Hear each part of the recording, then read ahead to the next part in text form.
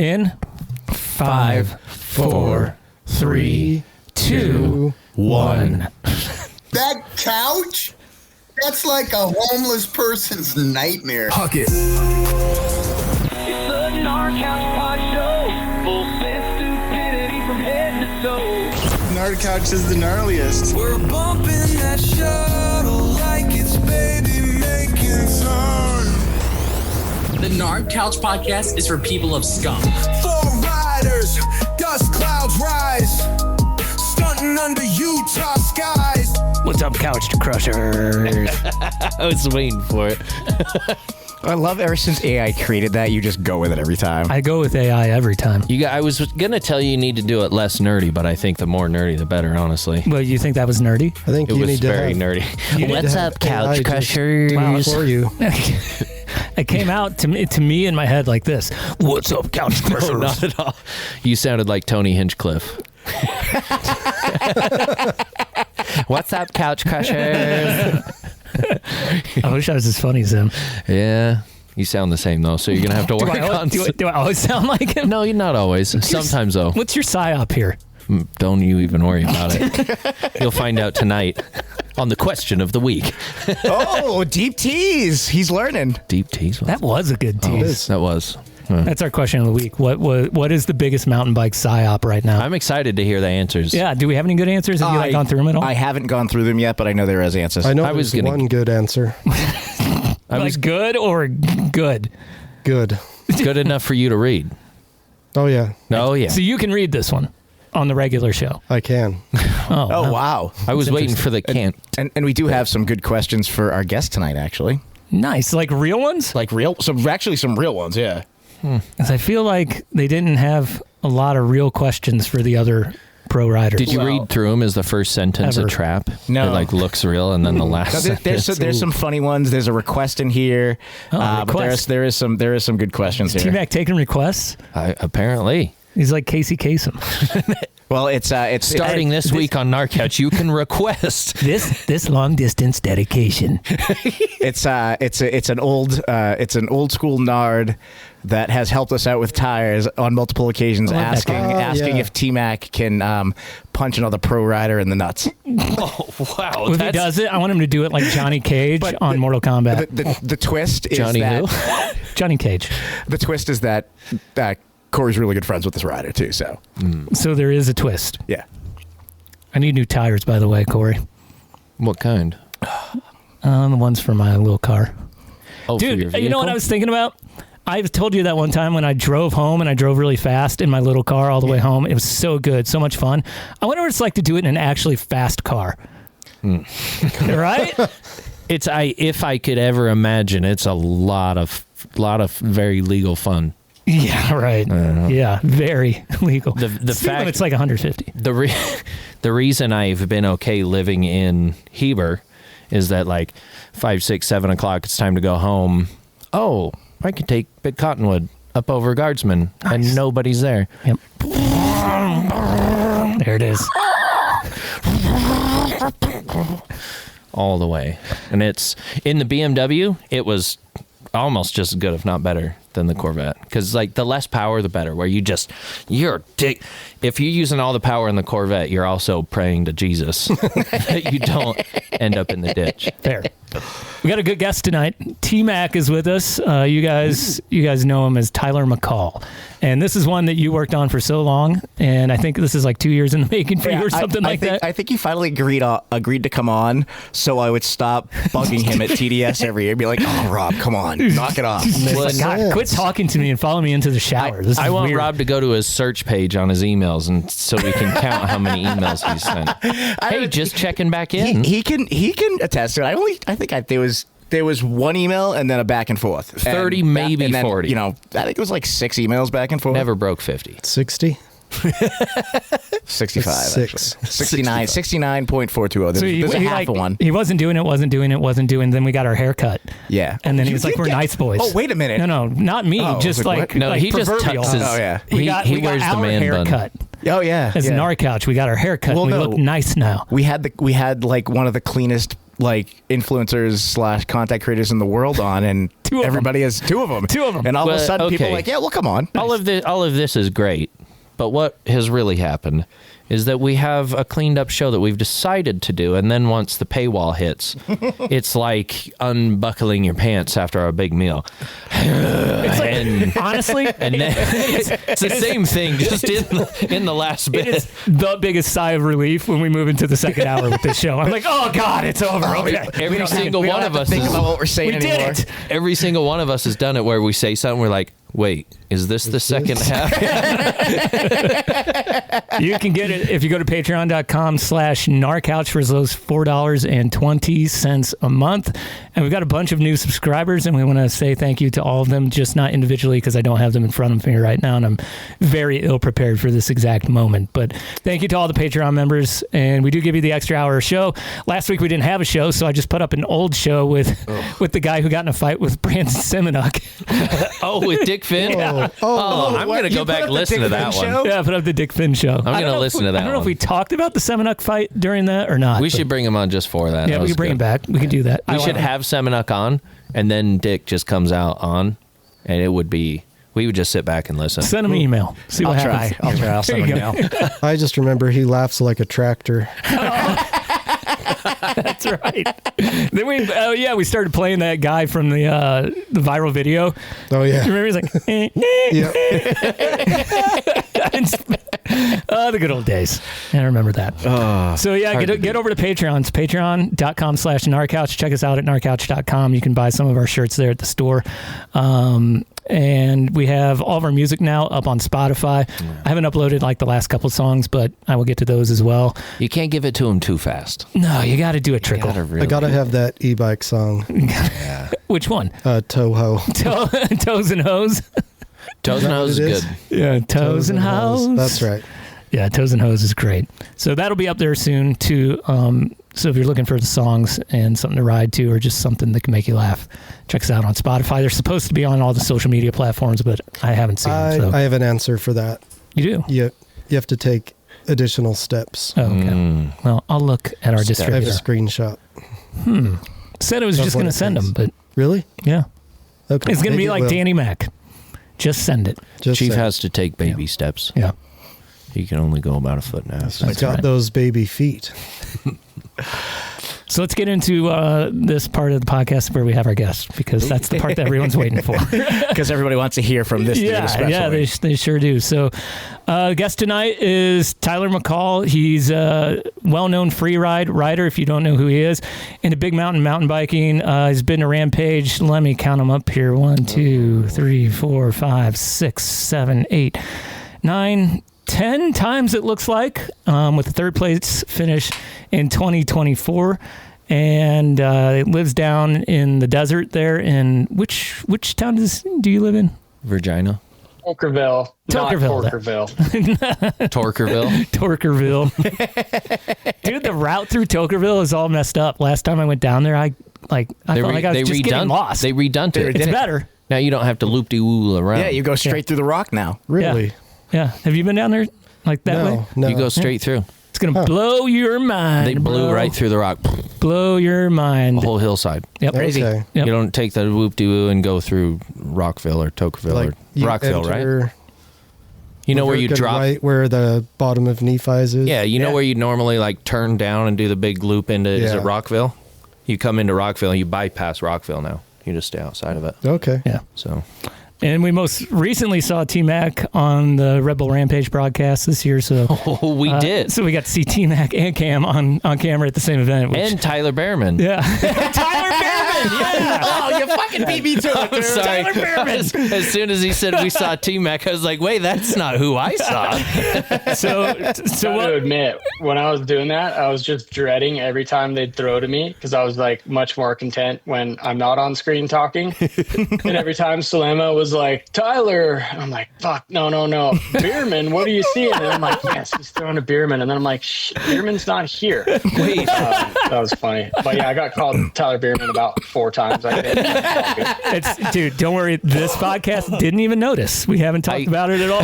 We might have a few times. I can say that just because I'd be the one to call him something totally different. I'm the worst with names. So what was that like doing this broadcast instead of riding? It was different. It went through different cycles or phases, I guess, of me feeling different ways about it. The women's broadcast was amazing.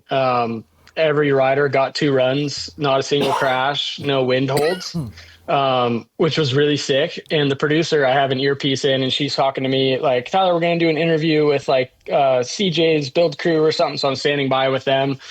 And then she kept apologizing and being like, Tyler, things are going smoothly. We're just going to keep dropping riders. And I've been at the top of the hill while they're interviewing Letitia Buffoni and shit at the bottom. It's pretty frustrating, and you just want to ride. So I was like, hey, this is totally fine. Like, drop all the riders. If you don't have me on the screen at all, I'm totally okay with that. And then men's, obviously, was completely different.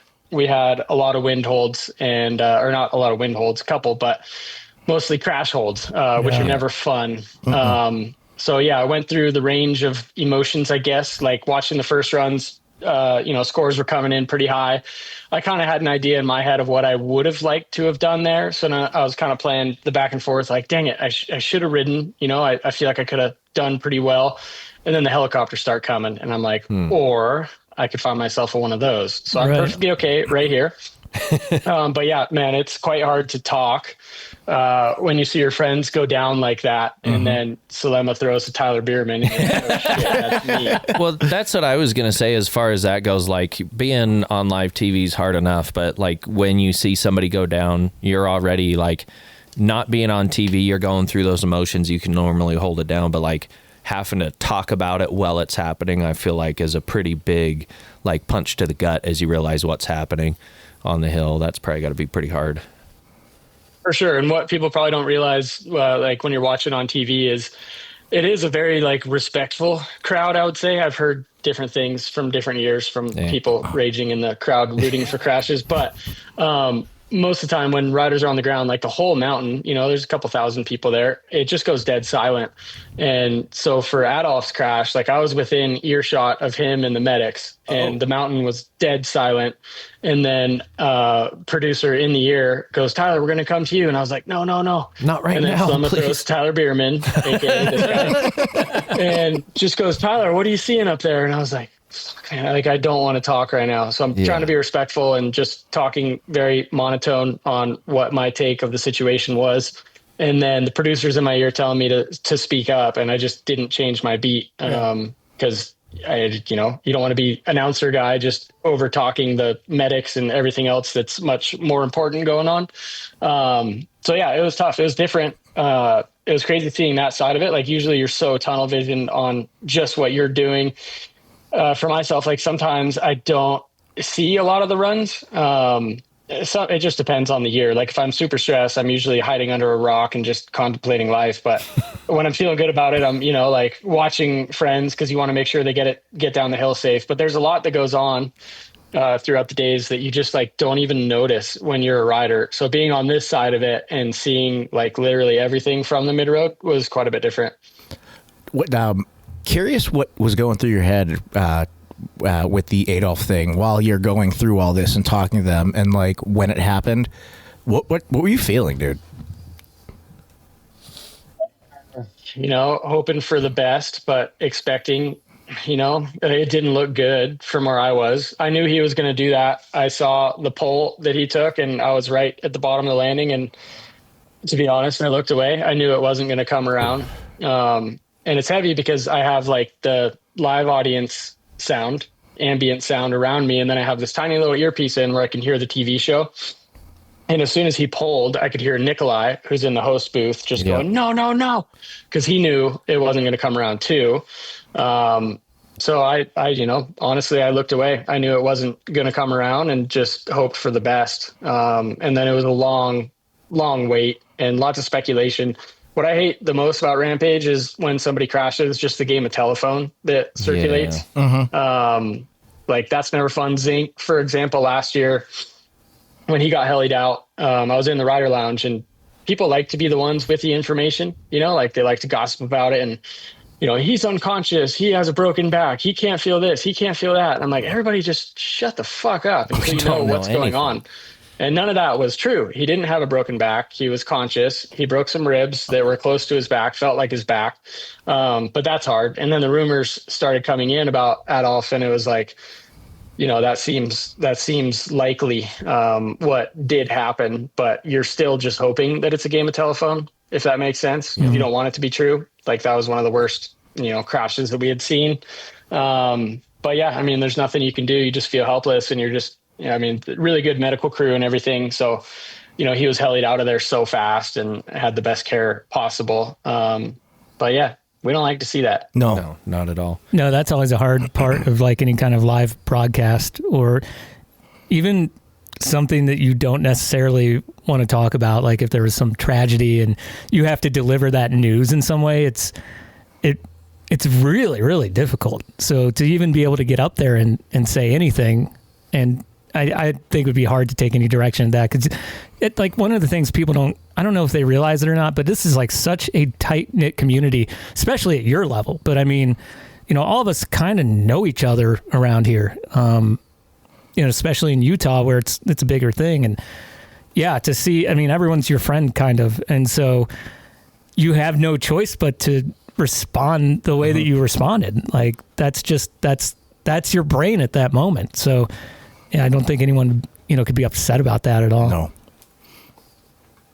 Or they ended up, I think I watched the replay like a week later, and they cut all that stuff out, which I'm okay with, because I don't even remember what I said or if I said it properly, or if there is a way to, word things properly in that scenario. But they trimmed the show down. So like the long waits for the heli evacuations for Adolf and Emil are cut out of the show.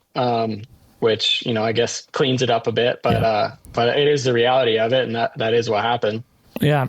We talked to Cam about this a little bit, and everyone after that, they had their big opinion, and they knew everything, and they know how to fix this, and, they know what's wrong and they know what's right. And so we really wanted to ask people like you and Cam, what is wrong and right? This is the same question that we asked him. And what is your take as someone who's been part of it and is still really a big part of it on the broadcast team? When you look at Rampage and you're like, okay, is there a change needed? And like, we've spitballed ideas here and just thrown some stuff around, but we don't have your vantage point. So what do you think?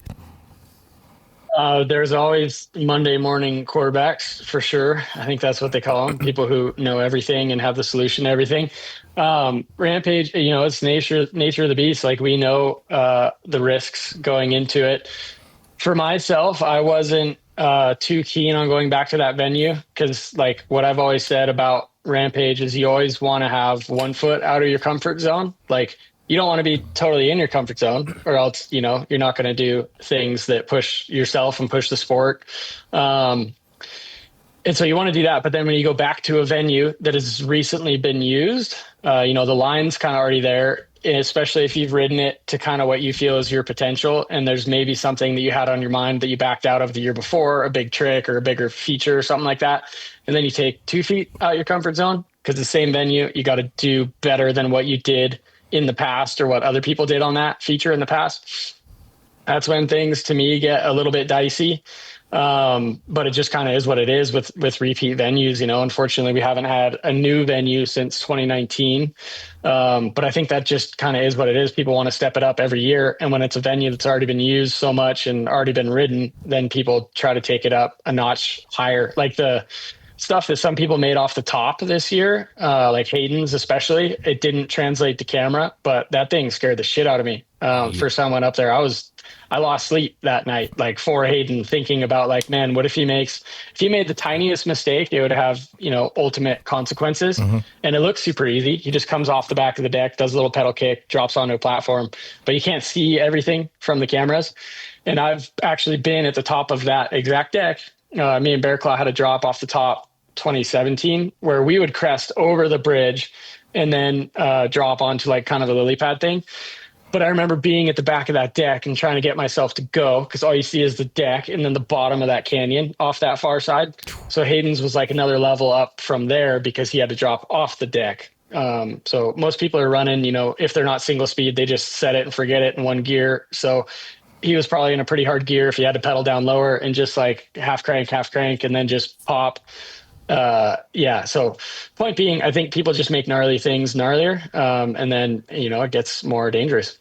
That's actually a pretty interesting perspective and context to get.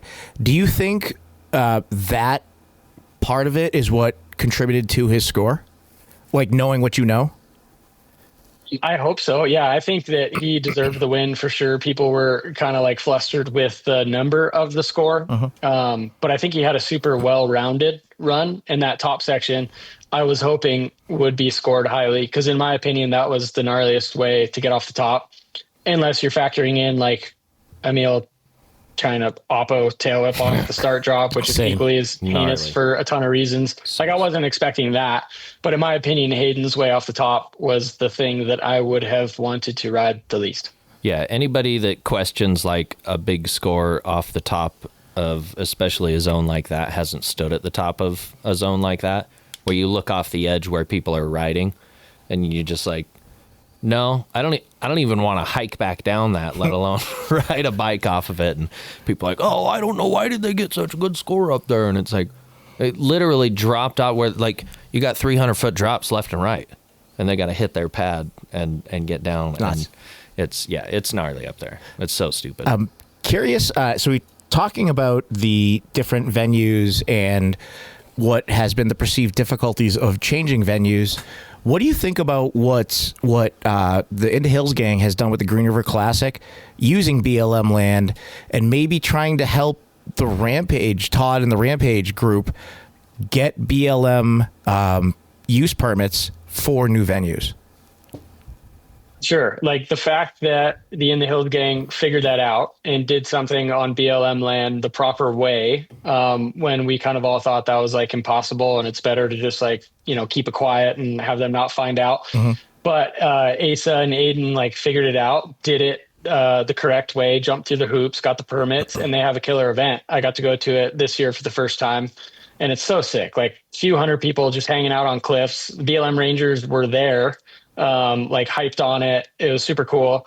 So obviously Rampage is a much bigger thing to tackle and there's a lot more digging going on. And I think that's the main hurdle. But those talks are being had because we don't have any state land left that's usable. And since the original site off the KT road, it's all been on state because we can kind of do whatever we want. State of Utah, it's, Utah state trust lands, and they're keen on Rampage because it brings tourism awareness to the area, all that stuff. BLM has a lot more restrictions with building in the way that Rampage is now, as you know, with people Instagramming about trundling boulders down hills and whacking cactus out and stuff. It's turned into quite a bigger thing. But I think there is a possibility to do that. And I've actually been reaching out to some BLM people to try to like line up meetings to see what we can and can't do. Cause I think for the longevity of Rampage, for it not to get stale, like whether I'm competing in it or not, I might compete again. I may not, but there's so many up and coming kids that like have set their goals on Rampage, and it's got to be kind of like underwhelming to like, get your way there and then come to a venue where everybody else's visions are already in place. And yeah, you can tweak lines a little bit, but you're compared to what people did on it in the past. It's like fresh venues is what excites me and keeps Rampage the most, I think. So yeah, I hope it's a possibility, just not sure. Something you said kind of caught me a little bit, and it goes to show that a lot of people don't realize what guys of your stature in the industry do. They think, oh, he rides a bike and he hits jumps and stuff, but they don't realize what you do behind the scenes. Talk about that a little bit. What have you been doing, like behind the scenes, or what? Like, you don't have to go into detail, but give us some typical things that people might know that you do to help the community and the mountain bikers at large, and things like this. I guess I'm just a big fan of like trail advocacy, getting trails that weren't there before. I've been helping with the development on the east side of Zion, which if you guys haven't been yet, you got to go check out. It's awesome. And then I've been spending way too much damn time for the last like 2 to 3 years to get the groundwork laid to do a rebuild of Hurricane Bike Park. If you've seen that off 600 North, some guys have built it out of, their own labor and love, and it could use a redo. And I had the opportunity I had worked with Ford Bronco somehow, which is crazy. But they give us access to a grant every year. So I made a pitch deck, got some funding from that, and then went to a bunch of city meetings, met with the mayor, applied for a RAP tax grant, which we got approved, and just raising money to build stuff. Because I was super fortunate to grow up with post office jumps in Aptos, obviously. We did that renegade style. It was just a lot in the middle of town, and we started shoveling. But I just watched, like, I made some of my closest friends there and watched, there were, I don't know how many of us that made careers out of riding bikes just from that little spot. So I'd like to kind of recreate something like that here. I am a transplant. I moved here 6.5 years ago. But I want to try to do everything I can for the people here to, have as much stuff to ride as possible. So I see myself getting more into that. I don't want to dive too deep into it, but if there's an opportunity to help raise funding and get trails going, I'm all for it. Awesome. Can I break off on a little tangent? Being done grown up around the time of the DVDs and the movies and all the good stuff. I mean, if you know who T-Mac is, you know who C-Mac is, old Cam McCaul. What kind of... Well, I was thinking about this while I was driving today. Like, what kind of upbringing did you and your older brother have to be, like, doing what you guys have done for the last, your whole grown life, You kind of have a similar... I mean, I can't imagine Cam McCaul being my big brother, and then at the same time, at the same time making your own name type of thing, and both being very successful in that side of things, and almost in like almost one generation behind, but not quite type of thing, like same age, but bit younger. Yeah, we're 3.5 years apart. So obviously he was my big brother. I wanted to do everything he wanted to do, whether he wanted me to do it with him or not.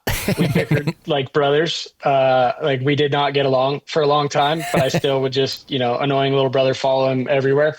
Our parents are very awesome, and we're very awesome at letting us, try everything we wanted to try. They wouldn't push us in any one direction.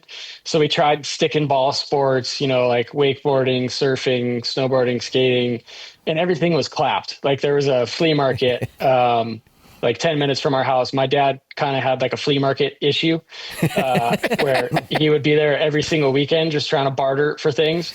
So everything that we had, honestly, was junk that he got for a good deal, but he refused to get us anything nice, until we decided that we liked it. And even when we did decide we liked it, he made us work for it. We sold mistletoe that we cut out of the trees and tied ribbons on and sold around Christmas time for $1 a bundle, and cleaned golf balls that I dug out of berry bushes from the golf course down the road. But yeah, long story short, they gave us, the means to try everything without diving in too deep. Cam was kind of good at everything, that asshole. Any kind he of makes everything sport, look easy.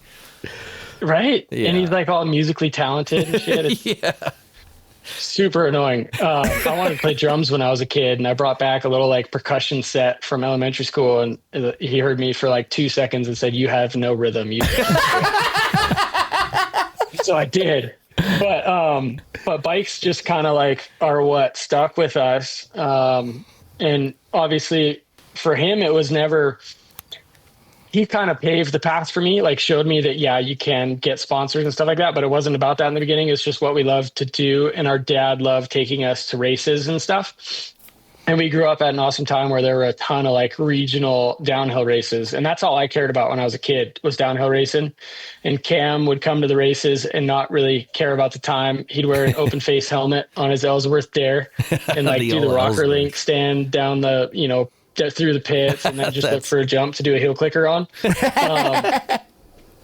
But we all really enjoyed going to those races. Cam just kind of gravitated more to the trick stuff, and I kind of, veered in the race direction for a while, and then eventually shifted to freeride. But yeah, it wasn't forced on us. It was just this sounds super cheesy, but pretty purely organic, and it's just what we gravitated towards the most after trying a lot of different sports. Yeah, no, that's cool. They just supported what you guys wanted to do.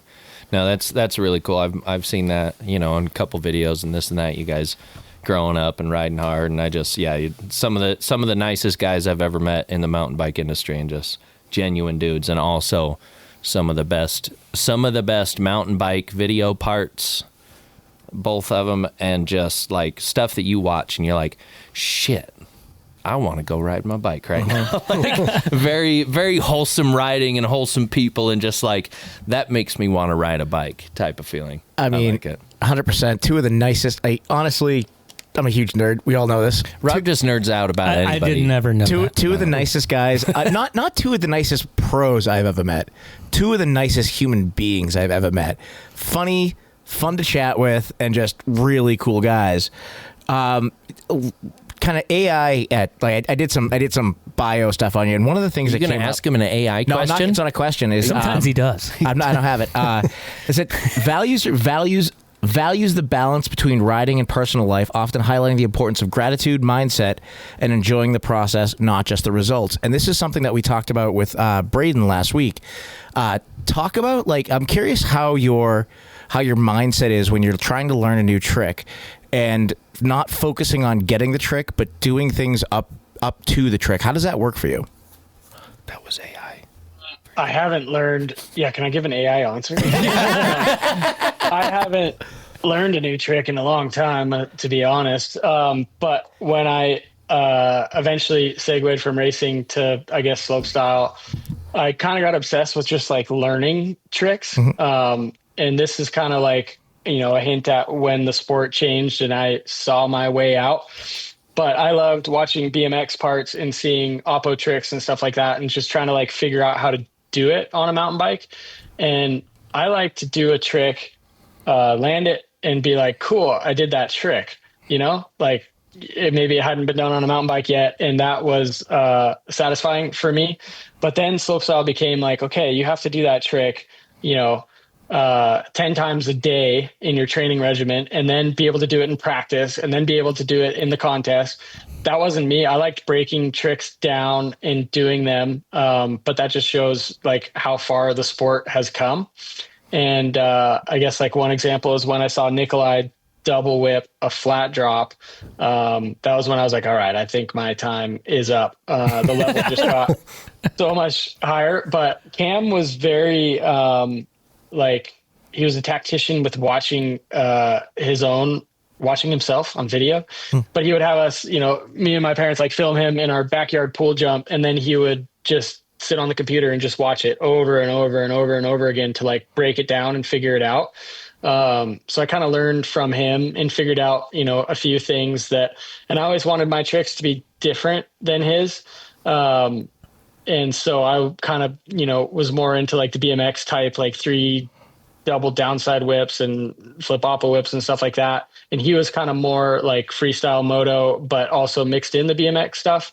So I always kind of tried to want to learn different stuff than him. And we would help each other work on it. So to say again, like very grateful that I had him as a role model to learn from. But we would the whole crew that we had, like Greg Watts, Jamie Goldman, our dog A-Rev, like we would all ride together, and like we kind of all had a different style of things that we were into. So I think that kind of helped as well.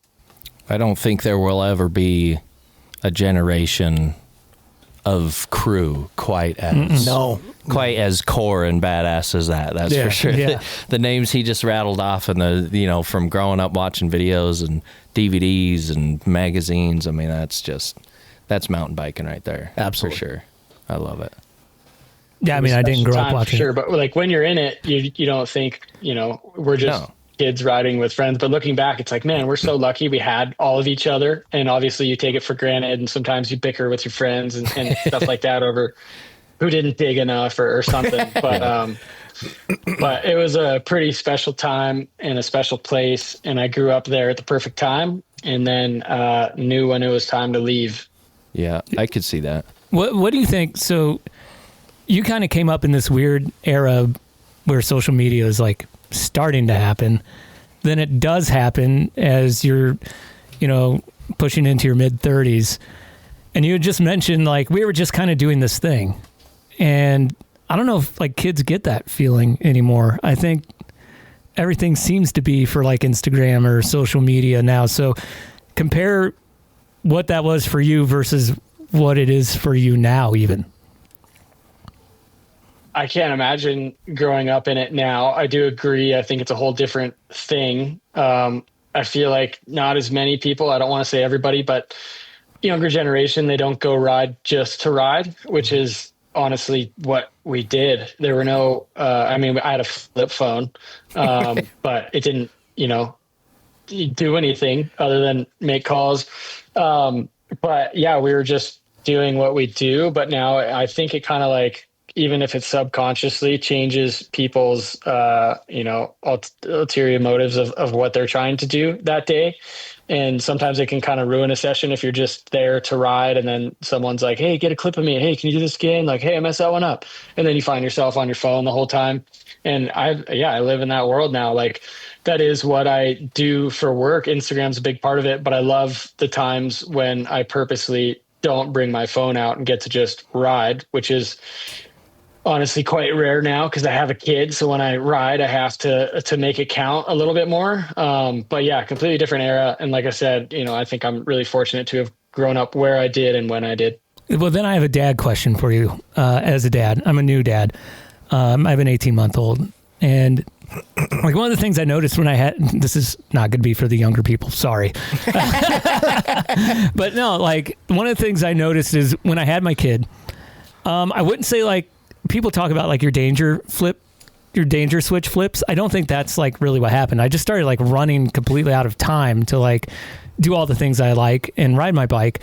And like one of the weird things about it was just like feeling like I'm missing something all the time, even though I have this great new thing that I really do love, putting all this effort into this other area and then being like, okay, you're over here now. And I've literally gone to the doctor about it because I can't sleep, and I still can't sleep sometimes thinking about it. I'm like, fuck, I didn't ride again today. Like, now it's been 2 weeks. Have you experienced anything like that since you had your kid, or you feel like you're getting older at all? I can 100% relate. Whatever you're doing, you feel like you should be doing the opposite, right? Yeah. And so like if I'm trying to edit some stupid Instagram video that I'm spending way too long on because people are just going to scroll right by it, but I'm a control freak and like things a certain way. If I'm doing that and I hear my kid, I have the office door closed, I hear him screaming to play, like I should be doing that. But then if I go play with him, I'm like, I should be finishing that video or doing emails, or an email comes in. Or if I'm digging, I feel like I should be hanging out with my son, or I should be riding. If I'm riding, I feel like I should be digging or hanging out with my son. It's just like this weird anomaly where you always feel like you should be doing something different. So I've tried to be more present, as they would say, and just be content with what I'm doing. Yeah. But then you second guess yourself on whether that's what you should really be doing. Yeah. But yes, I can relate to that for sure. I mean, that's just your job, though. Everybody's got a job. Yeah. And so it's like you going out to work and doing the Instagram posts is kind of part of work. And Chief's just a bad dad because he already worked for the day and now he just wants to ride his bike. Well, and I don't get to ride for work, damn it. And I gotta take pictures. I can tell you, as you grow as a dad and as your son grows, so much of that's gonna change because he'll be riding with you. And I had that same feeling for a long time. But I always had to tell myself that I got to break away every once in a while and not have that guilt. And what it did is it taught my son that it's important to have things that you love to do, and he could do them with me. And now one of my favorite riding buddies right now is my son, and we have so much fun together. So, dude, I thought we were. Well, I mean, the best riding buddy. He's a you don't even riding show buddy. up. Hey, I showed up. You showed up on time like a fucking nanny poo-poo, and like, I've been here for 2 hours. You showed up 2 hours late. I'll do one more lap with you, I guess. Come on, who shows up on time for a shuttle? You have a Corvette. Drive fast. I didn't show up in my Corvette, did I? You should have. There's another mistake. Then I wouldn't have had to shove people, huh? I would have gotten more laps. Yeah. So That's fun. That's a weird way. Like, I feel like I should be doing the opposite thing. Now, one of the good things about the way we do ride bikes a lot of times is you don't really get to think about anything else other than not dying. So, like that is also a bonus to the style of riding, I guess. Sure. I guess to James' point, like my job is to ride my bike, but at the same time, I am a realist, and I'm like, how is this still my job? It's my hobby. So even if I'm like, when I was prepping for Rampage, last year, it was I had my ankle fused when our son was 6 years old. I had like a shit ton of work to do. It was summer by the time I was healed, so I had to ride through summer, and I was super regimented because I had a goal. But if I don't have goals for myself, it's like, do I really have to go ride today, or should I play with my son? But then I have a film project and I'm like, is my sword sharp? And then it turns into a liability where I might crash on something because I'm not ready for it. So I guess just like being disciplined, but not being a selfish guy who just goes and rides his bike all the time because it's fun, but it's also his job, if that makes sense. Yeah, no, that makes sense. And I do got to say right now, I mean, I felt it a little bit there when you brought it up. That whole time you had your busted up ankle and you had your kid and you were kind of in and out of like riding and taking breaks and Rampages coming up. I lived that. I remember watching T-Mac and I'm like, shit, is his ankle going to get better? Is it going to do better? And then I see him out riding his bike and then, shit, his ankle's giving him problems again. I mean, it was a roller coaster of a year. I'll tell you what. I know you went through all of it, but I felt like I was there. I was watching all of it, wanted T-Mac to get better so he could ride his bike. Oh, yeah. And I don't know what it was, but that whole time his ankle was busted up. I was like, I hope he gets better. And then I see him starting to ride again. And then I see he's got a kid and his ankle's still busted up. And it's funny how you get that weird attachment. You find a rider and you see him, you want them you're like, get back on your bike. Come on. You got work to do. Come on. Go. I don't know what it is. You should hire him as one of your coaches. He's there for you, dude. Used you. I know, from that perspective, I feel like he's just a good dude to cheer for. Somebody you want to do really well. People want to see you do well. Yeah. And I feel that because I remember going through that same thing, dude, being like, is he going to how's he doing? Like, is he going to fucking do better? Like, whatever. Yeah. No, I love it. The C-Max, the T-Max, the McCalls. I feel like I'm talking about my life growing up when I even bring up like a McCall comes up. To me, riding and all these names that you're mentioning, these like are mountain biking to me since I started, in my 30s. And I don't have like that background, because I was playing other sports, but. Yeah, I mean, like I think T-Mac, okay, golfer. I still rode when I played golf. Okay. You look at like a lot of the people we've had on recently, Cam and T-Mac and like Fairclaw. Like these are all the names that are synonymous with mountain biking to me. Yeah, and I feel like I don't know if it's just because there was no social media. You felt like you were in more of a club then if you were like watching this stuff. Like, if you knew who they were and you saw the last video. Yeah. Oh, did you see that part? Yeah, I saw that part. Well, and for you too, you especially like nowadays and when you got into it, they're becoming dads. You're starting a family. Mm-hmm. All these guys have started to have kids and still do what we've looked up to. It's weird how we've gone from like the teenage version of being like, oh, did you see so-and-so's at it, blah, blah, blah. And now we're in the 30-year-old something version. And we're all doing the same thing. Like the guys we watch the videos of are still making the fucking videos. And you're still like trying to find some time to go ride. Now I'm like cheering for him even more. Yeah. Like, fuck yeah, you guys are old. Like, that's what I mean. Like you're in that same group of like having kids and like being that similar age of like, man,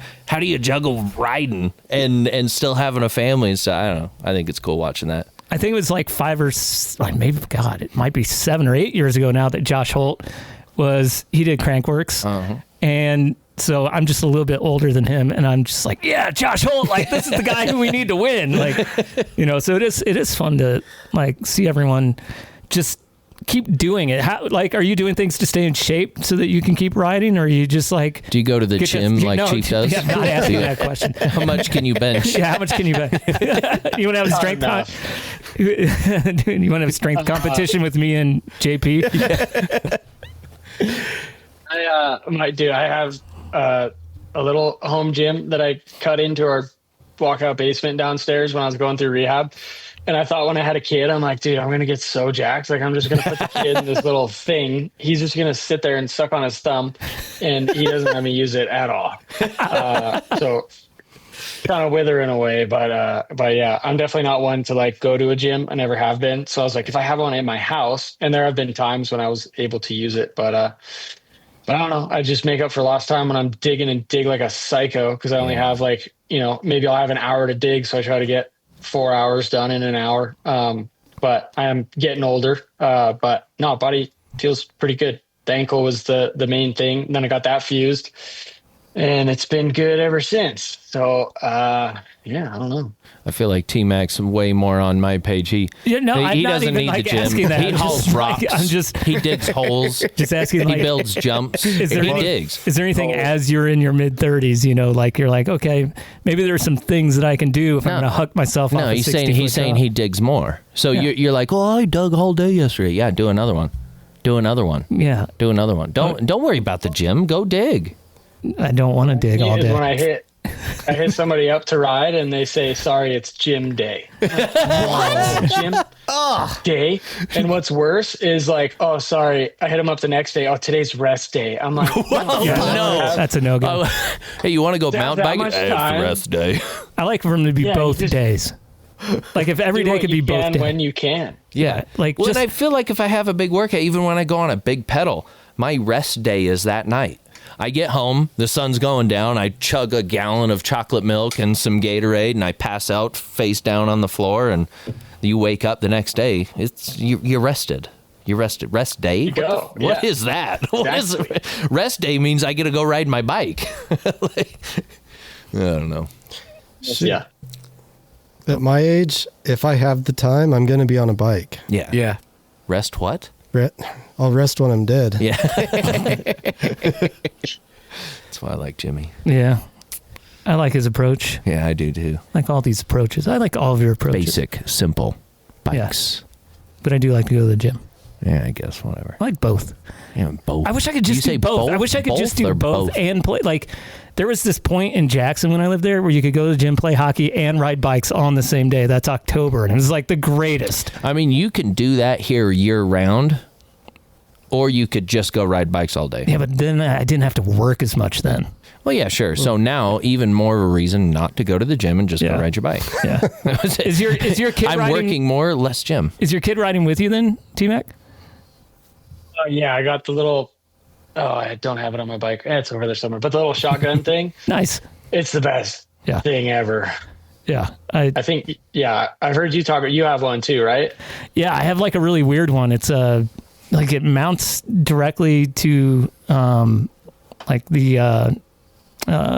Chief bought the Temu version. Yeah, I can't think of what it is. Yeah. Anyway, it mounts directly to the stem, basically. It's all 3D printed. It's a big seat. It's really cool. It turns with the handlebars. Yeah. Oh, nice. Yeah, it's really cool. But he's gonna graduate from that soon, so that'll be fun. And then we have to have the e-bike because I'm lazy. I'll bring the duct tape and some old handlebars. Well, talking about that kind of stuff, we had Chris Canfield on probably 6-8 months ago, and we did a bunch of stuff that we talked here on the podcast about everything that we got done. And the minute we got done, he's like, this and this and this and this and this and this is all going to happen in the industry. And so we've seen some crazy things go down in the mountain bike industry in the past year. And I don't know that we're done with them yet. What's been your experience the past year or so? It just seems like it's been rough for a lot of guys. I had some curveballs thrown my way, but overall, I think I'm super fortunate. Still, like there's a lot of obviously really, really, really talented and worthy riders that are looking for rides. I was about to apply at River Rock last year when December, like right before Christmas, GT called for a mass Zoom meeting. I was kind of like, what the fuck's going on? And they just said, we're closing our doors. Basically, you guys are in the shitter. Not those words, but like, there's nothing we can do. Don't expect anything. Sorry. Any questions? And everyone was just like dead silent. So I was like, damn, that sucks. and the first call I made was to Kyle straight, because I'll take credit for trying to help rise him from the ashes when he got a little lost. A few years back, he lost a lot of sponsors and kind of, wasn't as motivated to ride as he is now or then. Tried to work construction for a little bit, realized he's not a construction guy. It's not as much fun as it looks, I promise. No, we've been good friends for a long time.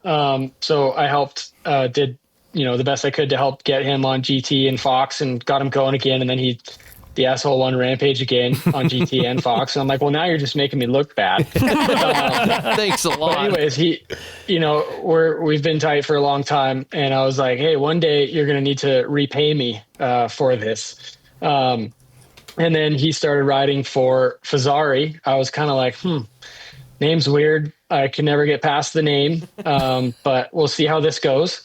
And then they had the whole name change thing. And I was like, okay, that could help. And I told Kyle, I was like, hey, you ride for Ari for a couple of years and, help make them cool. And then I'll join you. And their bikes kept getting better and better. The name stuck. Colorways got a lot better. And then I started paying more attention to everything. And I was like, shit, those things, they're actually pretty cool. And talking with him and Rachel, they had nothing but good things to say. So Kyle was actually, as soon as I found out, I called Kyle and I was like, hey, it's time for you to return the favor. And I cast the net super wide. Like I hit up pretty much everybody, had a couple offers of one frame. I was like, all right, River Rock, here we come. Yeah. And then was, talking with a couple of other companies, which I was grateful to even have options. And then Ari was just the one that stuck. And they're Utah based. I was super stoked to ride for them. And now they have everybody hitting them up because everybody just keeps dropping riders, which is quite unfortunate. Yeah. So I've lost some other sponsors or had significant pay cuts and stuff like that. But as long as I can put food on my family's table and pay my mortgage, I'm going to keep doing what I'm doing as long as I possibly can. But I'm fortunate for every year that I have, I'm like, haha, we're still going. Yeah.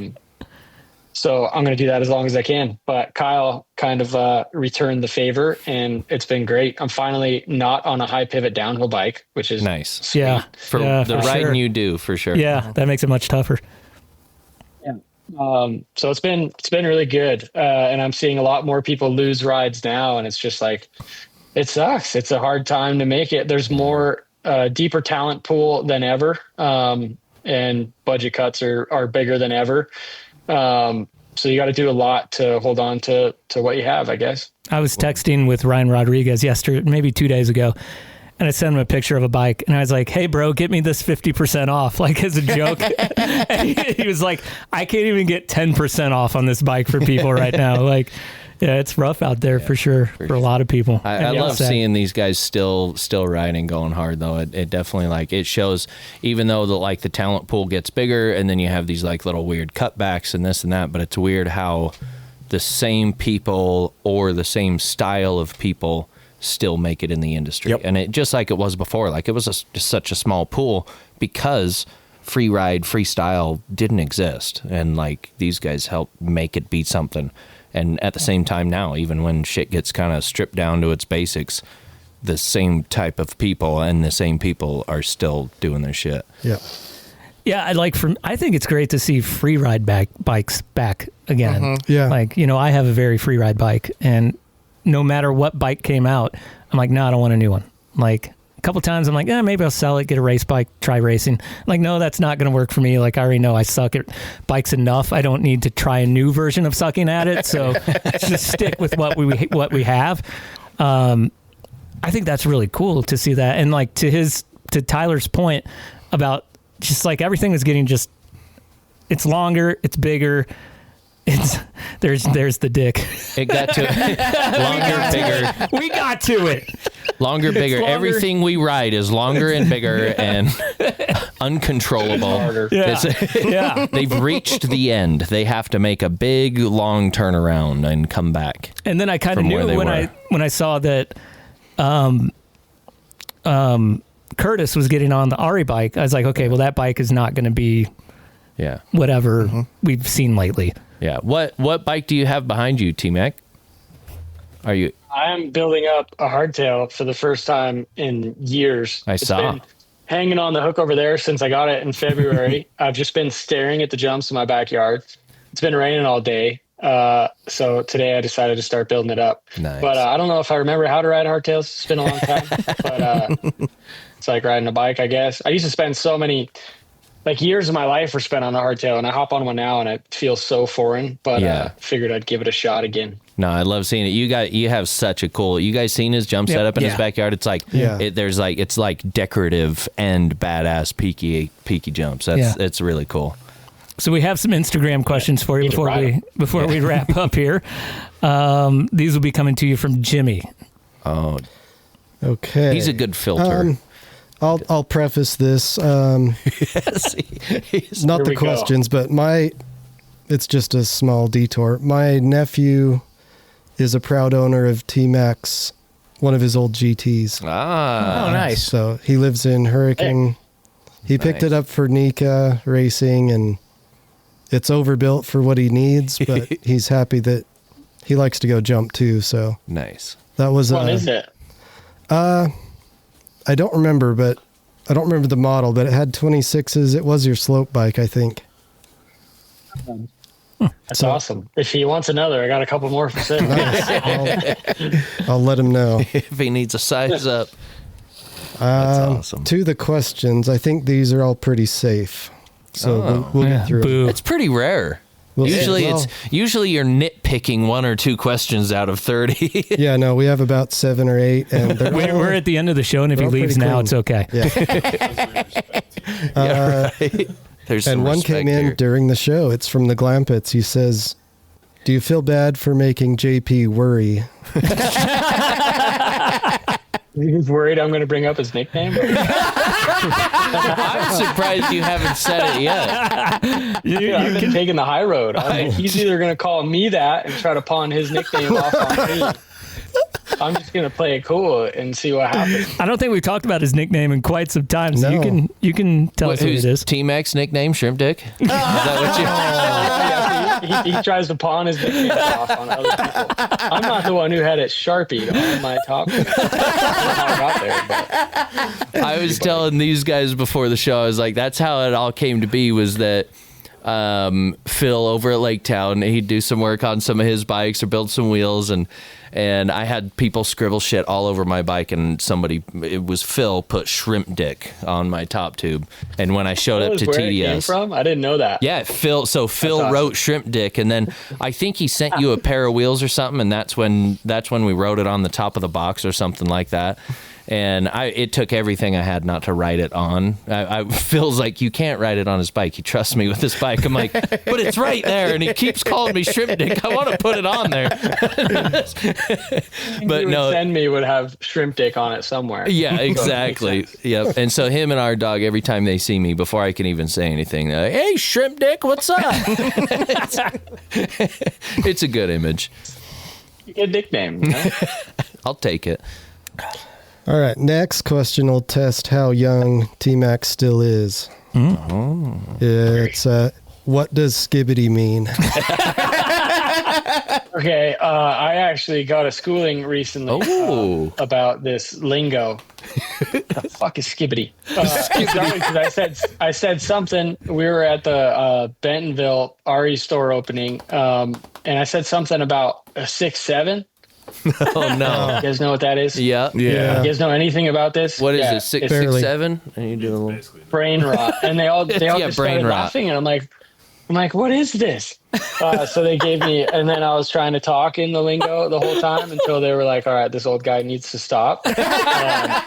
Skibbity, I don't know. I probably have it in my notes because I've been trying to. He has notes. If he turns his camera a little bit to the left, he has one of those whole boards with like string strung across it. Skibbity's right in the middle of it. Fit in. I don't know, man. I wonder like what lingo my kid will have. Oh, I can't imagine. Age. It scares me. Keep him in the desert. I don't know, man. Skibbity. I don't think anybody knows. Just Don't you can give have your that one. don't give your kid a phone too early. Don't give for in. Sure. Next one's from Corey Cito. He wants you to punch Ethan Nell in the nuts. No. He's pretty big these days. I don't know if I'd have to hit him hard so he can't move. Yeah, he seems kind of jacked, huh? Do you think he's on steroids? Because Yeah. that would shrink the target. No. He's Well, who knows? No, I don't think so. I think he's just. I honestly don't get to see him as much as I would like. We used to hang out all the time, but he's doing his thing. I hadn't seen him since Rampage last year until this Rampage. But we agreed that we need to hang out more. He's in St. George. I don't go there unless I have to. the old big Understandable. But I don't know if I like that guy, man. I don't want to punch him in the nuts. He's like, I I'd feel like rather he could hurt not. me now. Maybe just like- one of those little finger taps. A few years ago, we could have wrestled it out, but he smoked me now. I was going to say, a handful of years ago, I'd punch him in the nuts and make a good video. Now you might get hurt. We don't want that. No. Let me make sure and get Christian Pepper's question. Well, From last year's Rampage, he says, what were your thoughts when you watched Eistedt almost get smoked on the big gap? that was so. It didn't make me feel better about hitting it. That's for damn sure. I mean, the time that he guineaed it, it was like, okay, now we know how fast to go. I want to go a little bit faster than that. And then, I was like, okay, I hit it once and kind of like dumped it into the hill on the run out. I don't know if I even tried to turn. I was just happy to get over it. But I was like, okay, now I know what to do in my finals run. He's like, well, we're going to hit it again tomorrow, right? And I was like, no, man. But he was still contemplating putting a lip on it to flip it. And my mind was made. I said, if you want to flip it, I'm not going to stop you. I'll find a way around flipping it, but I don't like the dimensions of that flip, especially with the run out. Landing and run out is ridiculous. So then the second time he hit it, he had that crazy rodeo. And then after that, he was like, okay, I'm not going to flip it. And we were both kind of questioning the run out. And then in his first run, that was the first time that it had been successfully ridden out because he made a mistake into it, went back up, hit it clean. So that made me feel a lot better. But the rodeo one, I was like, not feeling that good about that. Don't do that. Yeah, no, that rodeo was one of my favorite moments from that year just because he held it together for quite a while. It was saved from the fucking. He completely rode out of that. Yeah, So It's still worth watching. That was Just- the wildest save. Absolutely. I would have just given up halfway through. Jesus, But take the ball. He got the 8 seconds. Yeah, for real, huh? Okay, this last question, we'll go back to kind of early in the discussion. Squirrely asks, is Rampage ever going to be held at a location other than Virgin, Utah? Good question. I think there's no place like Virgin. Like simply put, people have brought up other places so many times, and every time it's like they'll be back to Virgin because it's just like the dirt. Obviously, like you try to dig in Green River, for example, it's clay. Like getting it mixed right is hard. Yeah. Virgin, where they have been, there's water. They irrigate the whole thing, and just like the topography, big word, right? Shrimp it. You got me to so you pay can, like, attention. I was start- like, topography. What's that? You can start down a ridge and then like bench over and do this and that. Whereas like Green River, Big Water, some other areas, they're just kind of like you get going and then it's fall line most of the way down. There's no place like Virgin except for apparently the Gobi Desert, but I don't know. Go there. Do that. Film. Yeah. Think about ending up in a hospital there. That's scary. Yeah, no, but, not good. I don't know. Yeah. There's no place like Virgin. It would be great if we had more options, but Virgin's a special place. Agreed. Agreed. I think everyone here thinks that. Yeah. Thank you for answering those questions. Before we finish up, we always give our guests an opportunity to ask us a question. It can be a serious question or it can be a funny question. We don't really care, as you know. So if there's anything that you think you would want to ask this crew, shoot. My 2 favorite movies, not mountain bike, because I have some other questions, but they're kind of lame, like bike stuff that just popped in my head while I was working on this bike. My 2 favorite movies, Joe Dirt or Bad Santa. Which one do you pick? Oh. I'm gonna say Joe Dirt for sure. Yeah, I'm with that. I'm with Joe Dirt. I like Bad Santa a lot, but Joe Dirt is just, it's so good. I grew up in Laverkin, so Joe Dirt. Yeah. I actually look like Joe Dirt with my hair down, so Joe Dirt. Round of Joe Dirt. Yeah. I don't know.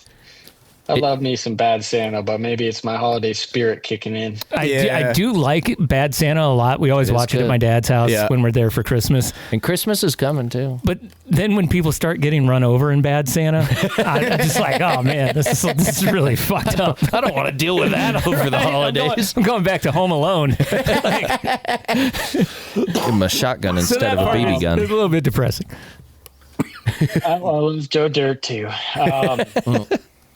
Collectively, what do you guys hate more, gravel bikes or e-bikes? That's an easy fucking question there. Where do you want me to start? JP's got bibs on right now, so that should tell you something. I just talked to somebody today, and some people know Jason over at Salt Cycles. I got an e-bike, but I just don't get it. I'm like, yeah, me neither. I'm like, I want to go I want to sweat a little. He's like, right? I'll sweat. It takes a little lead in your fucking blood and fucking try not to throw up. And it's like, yeah, it's almost as good as the downhill. Almost as good as the downhill. It's way better than I went on one e-bike ride. Whoa, news dropped. Me and JP both have one e-bike I ride went on to our an name. e-bike ride and it fucking sucked. I don't know, man. It was terrible. I love my relay, so I got to go with the gravel bike. I love riding that bike. It's so much fun. 100% gravel bike. So we're split. I'm getting down a the gravel middle. bike next month. So Okay, well, Gape Bentley can be the tiebreaker. come on. Grab that mic. He Gape. might hate them both It's equally. first time on the show. All right, I'm on. Yeah. All right. Sorry, fuck gravel bikes. I knew They don't do either thing they're designed for well. Here, it's a road bike with knobby fucking tires. It's uncomfortable. It's not as fast as it could be. Let's go ride down this fucking fire road into an oblivion. Everyone's favorite thing in Hurricane is to ride their stupid fucking gravel bike towards the fucking airport. What, so you can look at planes? Even I have autism and I don't want to go look at fucking planes on a gravel bike. Rant done. E-bikes are fine. I got your answer. I guess it's gravel Gabe bikes. on your show. Yeah, I couldn't have said it better myself. We got a new featured. We got a new featured guy for the show for sure. Anytime we're split down the middle, he'll fill us He's in. angrier than Jimmy. Jesus. Yeah, He might convince us all. he's a happy guy till a gravel rider shows up to the shop. Get out of here. If you ask questions, I have opinions. They're very strong. I am a happy person, though. He is just not very when I'm on a opinionated. fucking gravel bike. That's why we like him. So happy he came to my daughter's play last night.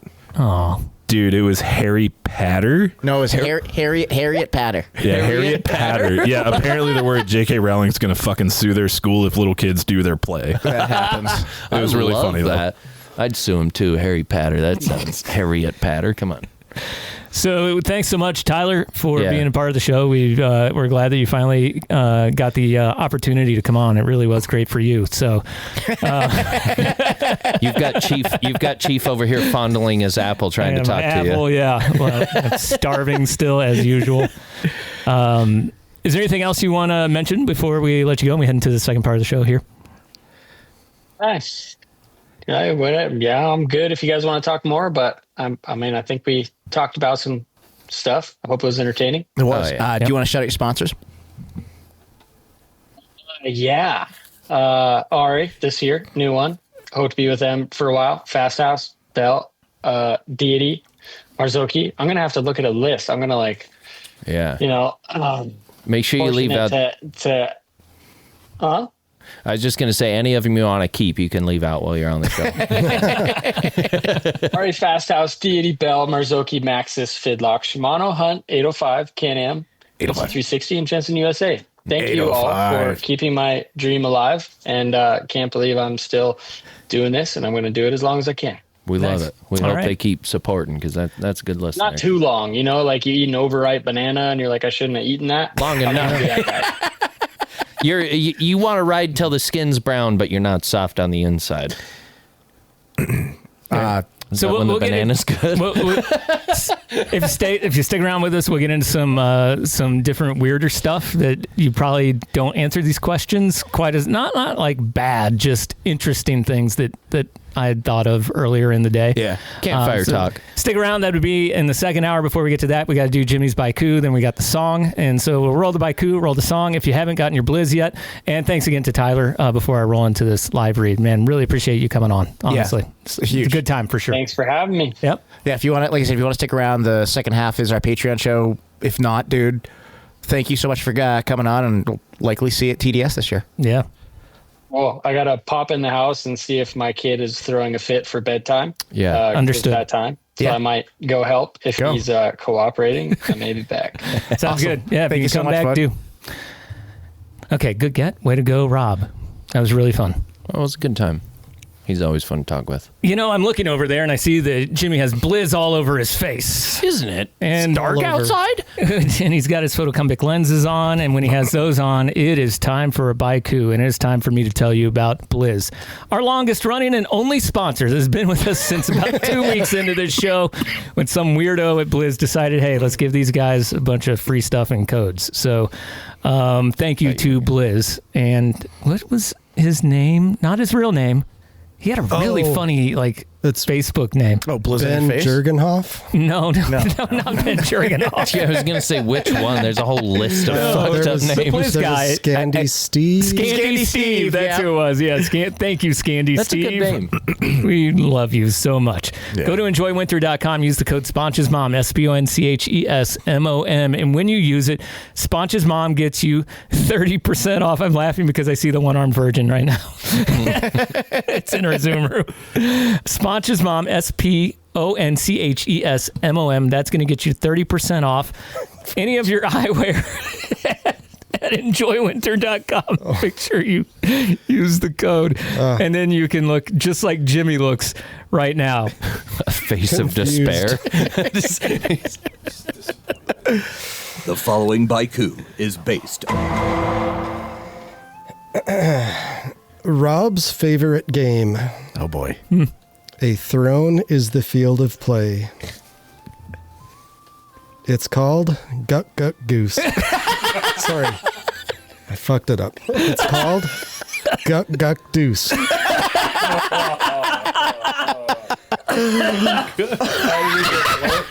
I was going to say Guck Guck Goose was good, and then when you said Guck Guck Deuce. We get it. He made it better. Oh, man, it's a Jimmy. tongue twister. This is the second time he's written a Baiku about me. I am absolutely about you honored. getting blowjob while you're taking a poop. Oh, geez, there we go. There it is. There it is. There's the wait. cancel. Second hour yet? Wait a second. Yeah, no, we're easing our way I in. was dancing around it. I said nothing. He said duck duck or guck guck deuce. Come on.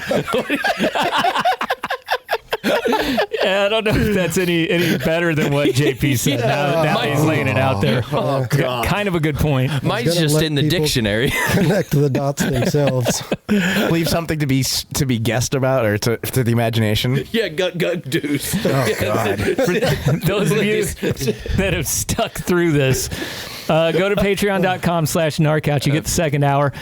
Tyler McCaul he's not offline yet, so there's a chance that he will come back. And sometimes that, the kid goes to bed easily, and Sometimes not. go about your day, and sometimes it's a whole thing, as they say.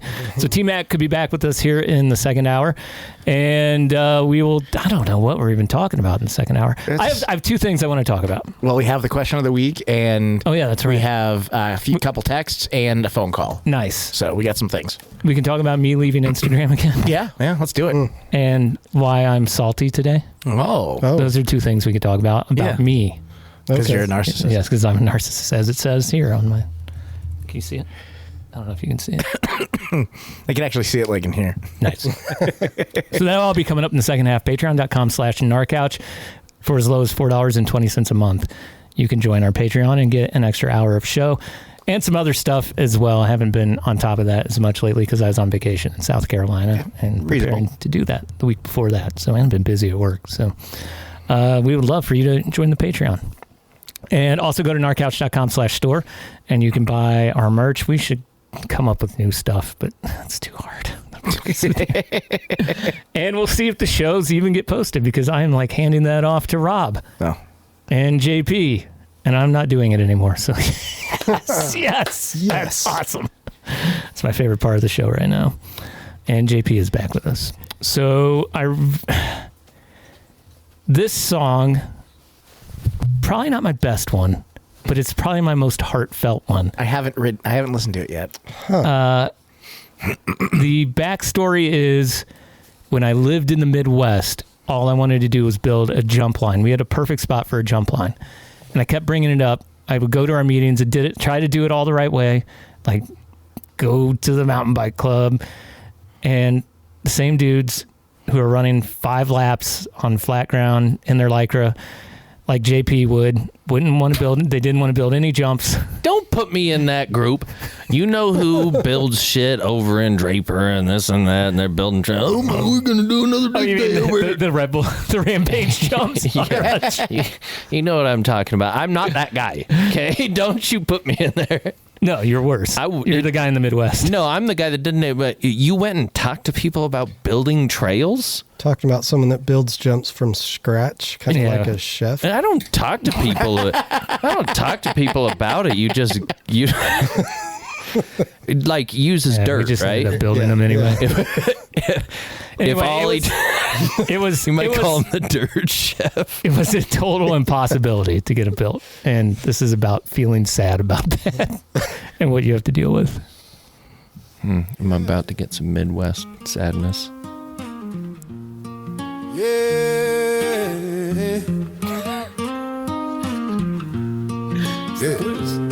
I knew a guy named Dave, worked at Pulaski every Saturday. Boots muddy, dreams muddy, trying to build a trail that'll make your soul levitate. But the club rode up in matching Lycra suits, counting white, sipping lukewarm recovery juice.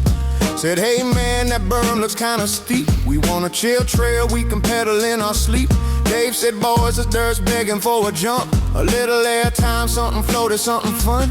But they shook their heads like it cussed their mom. Said, bro, that's dangerous, we like to keep our trails calm. And Dave just sighed, leaned on his shovel, looked around and said, you know it ain't easy to build something right when the club wants their pavement and the sanitized life. They got skinny little bodies, they pedal all day and night, cause that's just what it's like. So wanna jump, I wanna jump, yeah.